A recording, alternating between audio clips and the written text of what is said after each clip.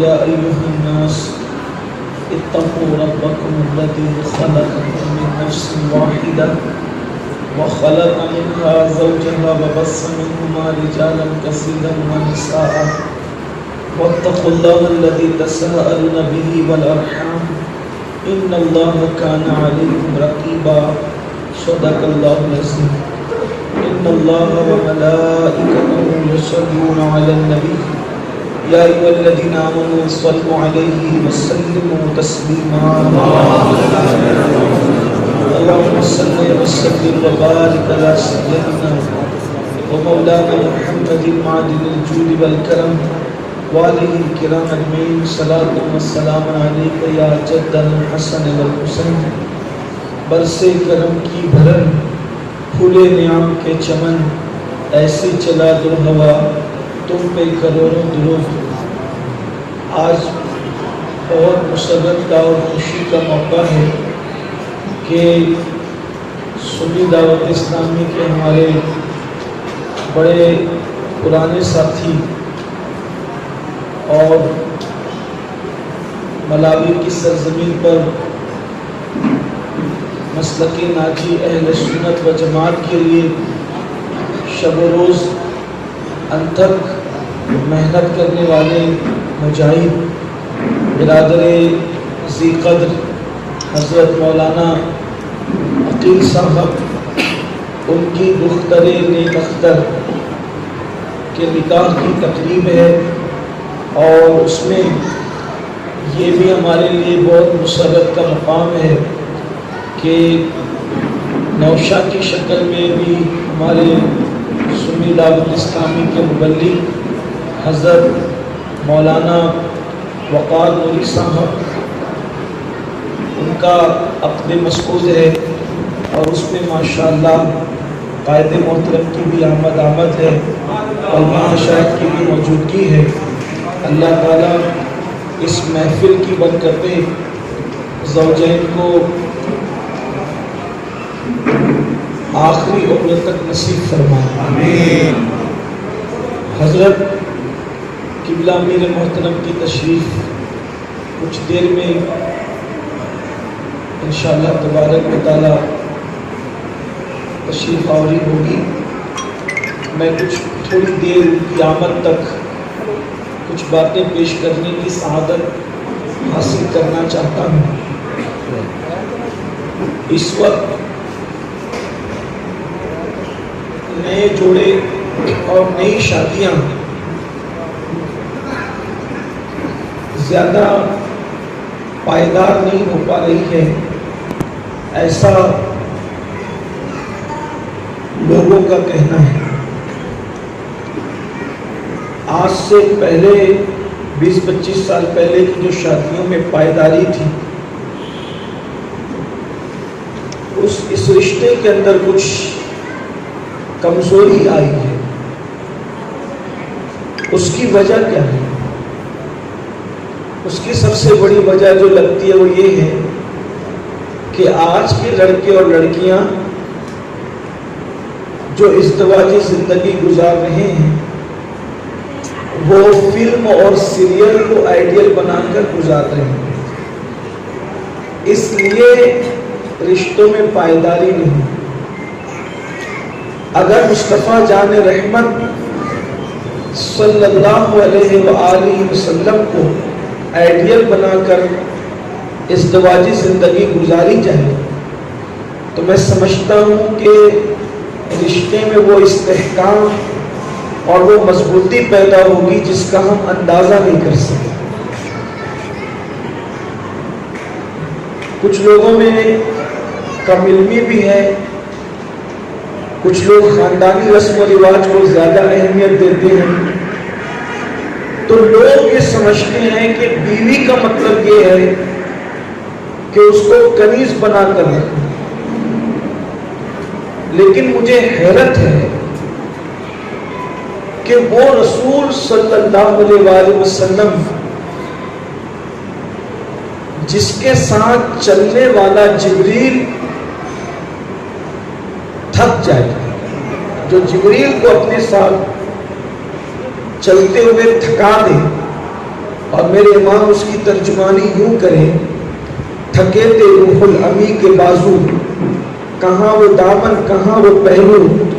رکاب چھوٹی امید ٹوٹی نگاہ حسرت کے ولولے تھے۔ جو رسول چلنے میں جبریل کو اپنی رفتار سے تھکا دے، کیا کوئی تصور کر سکتا ہے کہ ان کی گھریلو ازدواجی زندگی اتنی سادہ ہوگی کہ وہ ام المومنین سیدہ عائشہ کے ساتھ دوڑتے ہوئے نظر آئیں اور ان کی دلجوئی کے لیے اپنے آپ کو پیچھے کر کے ان کو آگے کر دیں؟ آپ بتائیں کہ جس ازدواجی زندگی میں یوں رانائیاں ہوں، یوں بہاریں ہوں، یوں خوشیاں ہوں، پھر وہاں پر تعلقات میں تلخی کیسے پیدا ہو سکتی ہے؟ اور مذاہب کا جائزہ لیں تو جب تک کہ شوہر نہ کھا لے، عورت کے کھانے کو لوگ پاپ سمجھتے ہیں۔ شوہر کا بچا ہوا کھانا یہ خاندانی رسم و رواج سمجھا جاتا ہے، لیکن اللہ کے حبیب غیب کا نبی صلی اللہ علیہ وآلہ وسلم، جن کی شان یہ ہے کہ کائنات میں جن کی خیرات تقسیم ہو رہی ہو، جب دودھ کا پیالہ آتا ہے تو اللہ کے رسول علیہ السلام پہلے ام المومنین سیدہ طیبہ عائشہ صدیقہ کے ہاتھ میں دیتے ہیں اور فرماتے ہیں عائشہ پہلے تم پیو، اور پھر ام المومنین فرماتی ہیں کہ کٹورے میں جہاں سے منہ لگا کر کے میں دودھ پیتی تھی، میرے ہونٹوں کے نشان کو دیکھ کر اللہ کے رسول اپنے لبھائے اقدس وہیں پر رکھتے اور وہیں سے دودھ کو نوش جان فرماتے۔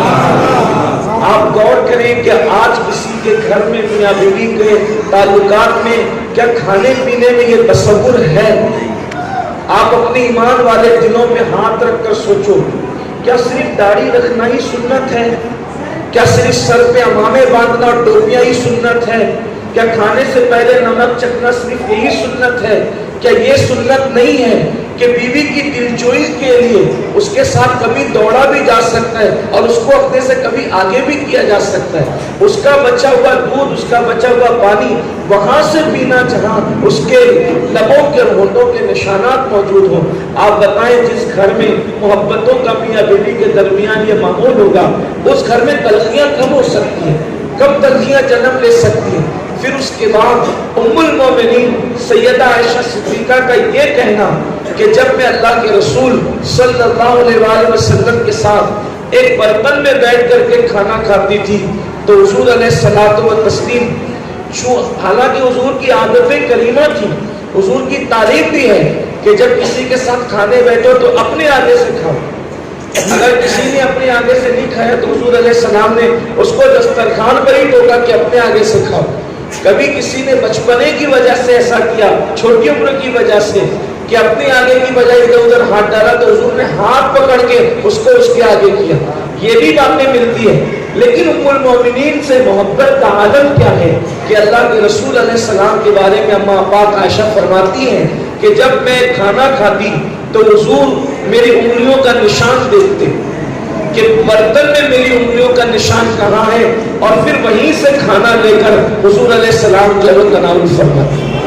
یہ آقا کریم علیہ السلام کی ازدواجی زندگی۔ پھر ام المومنین کا یہ کہنا، یہ خاص بات ان مردوں کے لیے جو اپنے آپ کو 30 مار خاں سمجھتے ہیں اور وہ سمجھتے ہیں کہ بیوی کو روب اور دباؤ میں رکھنا یہی بہت بڑا کمال ہے۔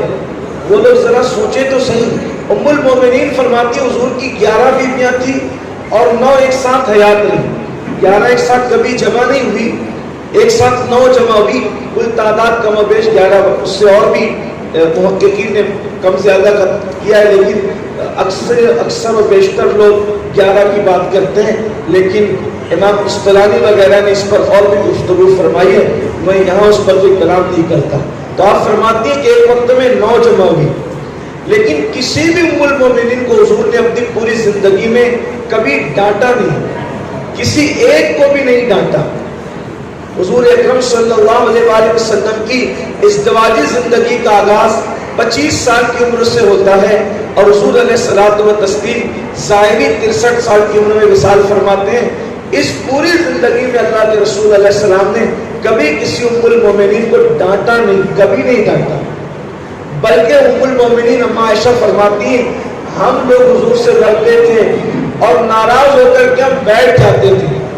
ہم لوگ حضور سے بات بن کر کے بیٹھ جاتے تھے، تو اللہ کے رسول ہمیں منانے کے لیے خود تشریف لاتے تھے اور حضور ہمیں منایا کرتے تھے، ہمیں راضی کیا کرتے تھے۔ آپ غور فرمائیں، اس سے پتہ چلا کہ روٹ کر بیٹھنا یہ مردوں کا طریقہ نہیں ہے، روٹ کر بیٹھنا یہ عورتوں کا طریقہ ہے، اور منانا یہ مردوں کا طریقہ ہے۔ مرد روٹ کر نہیں بیٹھتا، چونکہ اللہ نے تو اسے عقل کامل عطا فرمائی۔ عورتیں روٹتی ہیں، روٹنے کا حق تو عورتوں کو ہے۔ ام المومنین سیدہ عائشہ صدیقہ رضی اللہ تعالیٰ عنہ فرماتی ہیں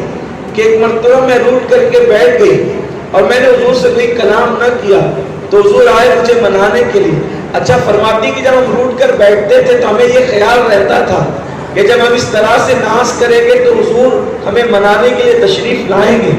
اور میں حضور علیہ الصلوۃ والتسلیم سے میں نے گفتگو نہ کی تو حضور علیہ السلام نے مجھے راضی کرنا چاہا، پھر بھی میں نے کوئی جواب نہ دیا، تو اللہ کے رسول علیہ السلام نے میری کانوں کی بالی کا یہ حصہ جسے ہم کان کی لو کہتے ہیں پکڑ کر اس کو اپنی چٹکیوں سے دبایا۔ اب حضور علیہ السلام کے وہ نرم خوبصورت حسین و جمیل ہاتھ، اس کی ٹھنڈک، اس کی خوشبو، اور اس کے بعد اما عائشہ کا یہ کہنا، انہوں نے کان کی اس لو کو دبایا اور دبا کر مجھ سے کہا، او ننھی منی عائشہ۔ تو حضور کے کہنے کا لب و لہجہ ایسا تھا کہ میں نہ چاہتے ہوئے میری ہنسی نکل گئی اور میں ہنس پڑی اللہ کے رسول علیہ السلام کی ان اداؤں سے۔ آج ہمارے معاشرے کے اندر اگر حضور علیہ السلام کی سنتوں کو ہم زندہ کریں تو ہمارے